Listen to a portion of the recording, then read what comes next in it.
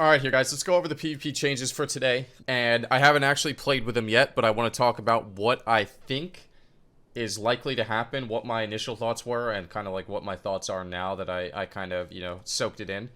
First thing I want to talk about is during last week, there was a change that randomly made Ineffable Truth not interact with the talent Fist of Justice. What that means is when you have something that gives you cooldown reduction, Ineffable Truth amplifies that. So if you had an Ineffable Truth procced and you use Judgment with the talent Fist of Justice, excuse me, instead of reducing 10 seconds off of that Judge cooldown, or the Hodge cooldown, it reduced 30 seconds. It was randomly changed last week, and now it's being reverted to be unchanged. I'm not really sure why they thought that was necessary, but sometimes you just have unlimited Hodges with Holy Paladins. It's really not that big of a deal. Seems more overpowered in 2s and 3s because a lot of Pallies play Blinding Light 3s. So now you're going to be able to get spam Hodges again. I'm sure no one's excited about that. And then this is like the big one that I want to talk about. So when I originally read this, I was like, holy shit. Like, thank you, Blizzard. Warlocks are finally going to be able to die.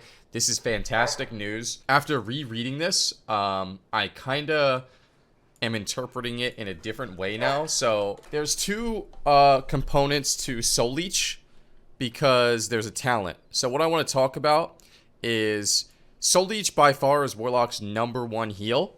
So when I read this, I'm like, okay, Warlock's Soul Leech is effectively getting nerfed by half. That is huge. But after re-looking at it, they're only nerfing the Absorb Shield from damage that you deal, which is very, very low.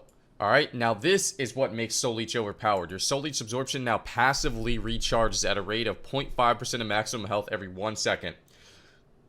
So Demon Skin is why Soul Leech is overpowered, not because of the damage that they're dealing to actually grant the shield. For example, Affliction Warlocks have Soul Leech. I don't know if it's the same for Affliction, if I'm being 100% honest, because it's single target damage dealt. I'm not sure how that would work for Affliction. But either way. So this is a very small sample size, but I looked at like a 9-minute game that I played against a Destra Warlock a few days ago.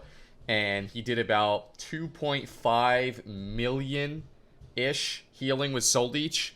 And then I added up the direct damage that he did. And the direct damage that he did ended up being about 400,000 healing from Soul Leech, which means the 2.1 million or whatever was left over was from the passive. But basically, after kind of running some numbers, my guess is that it's going to be about a 10% reduction to Soul Leech healing, give or take.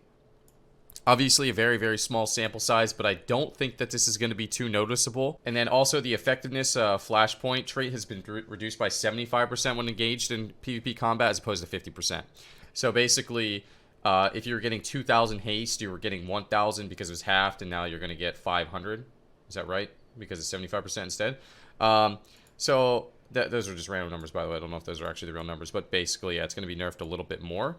So Maldiva tweeted, can't notice the Warlock changes at all. Seems like Flashpoint change just hurts lower haste Warlocks. Nothing can stop Warlock domination. And then he tweeted something else that I'll go on in a second here. So Lingering Psychic Shell has been reduced by 70% when engaged in PvP combat. It was already at 50%. And this is a really big change. I did the math last night. So the Lingering Psychic Shell was about 270k. So when it was a 50% nerf, it was at it was at 135,000, which is pretty reasonable on 1 minute cooldown. Now with the 70% nerf, it's at 80,000. 80,000. So yeah, that's an 80,000 shield on a 1 minute cooldown. It doesn't sound too bad, but I don't think it's going to be used over like Battle Masters or anything, for example, anymore. And this is probably one of the biggest changes they added. Vitality Conduit's health transfer has been reduced by 30%. So I think that this is the biggest nerf ever to Resto Shaman. I think Resto Shamans die with this change. I think Disc Priests heavily rely on Vitality Conduit too. I'm not 100% sure how much it's going to affect them. The only thing I could say about Disc Priests is I feel like they're a little bit more in the meta because they have Rogue Mage, so maybe the healing reduction that they get isn't going to be as big of a deal for Resto Shamans, for example, because, you know, I feel like Resto Shamans heavily rely on it, and I think Rogue Mage could probably still run people over. I actually even fight against priests at high level that still use Crucible Flame sometimes. They don't even use Vitality Conduit. But regardless, this is also still a very big nerf to the minor. One thing that I want to make sure and one thing that I want to test is that, let's just say right now Vitality Conduit heals for 30,000, deals 30,000 damage. It's at a 1-to-1 ratio. I wonder if it heals for 21k and still deals 30k. I wonder if it's like, you know, not working as intended, where the life that it's siphoning is doing full damage, but it's only healing for less. So, yeah, we'll see. This could kill Disc Priest, which could hurt Rogue Mage Priest very hard. Another thing that I want to say is if you don't have Vitality Conduit healing for a large amount, you might really struggle with the amount of damage that's being put in right now, which means another set of changes may need to happen in order to kind of like balance the game out a little bit. But, you know, we have to wait so long for PvP changes, we might not get any more changes. And then finally, a change that I'm really, really happy about is Ineffable Truth no longer affects the PvP Trinket. Paladins were basically running around with a 30-second cooldown on their PvP Trinket, essentially meaning they could just throw out trinkets whenever they wanted. Oh, I'm going to trinket this blind, and I'm going to trinket the full poly, and I'm going to trinket the kidney shot, and then I'm going to, you know, it was just ridiculous. So, a really good change overall. I think a lot more could have been done. I think a lot of people think that Gushing Wounds is still really powerful. Someone in my chat last night made a really good point that Vitality Conduit is doing 15 to 20% of people's healing, and it got nerfed by 30%.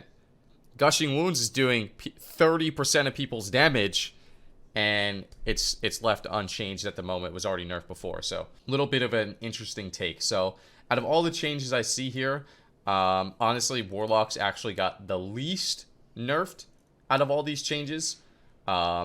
If this was just a straight up 50% nerf to Soul Leech, maybe via the talent or whatever, you know, if this was a 0.25% every 1 second instead of a 0.5, I think that would have been a huge change, but I don't think that this change is actually going to matter. And then the second half of Maldiva's tweet is Vitality and Tank Trinket nerf help us even more. So the fact that Lingering Psychic Shell is used very often and essentially it's going to be unplayable now, and the fact that Vitality Conduit's not going to have as much healing, he thinks that Warlocks are actually in an even stronger state after the changes. I don't even know if I want to say nerfs. I mean, they're nerfs, but it's very, very small.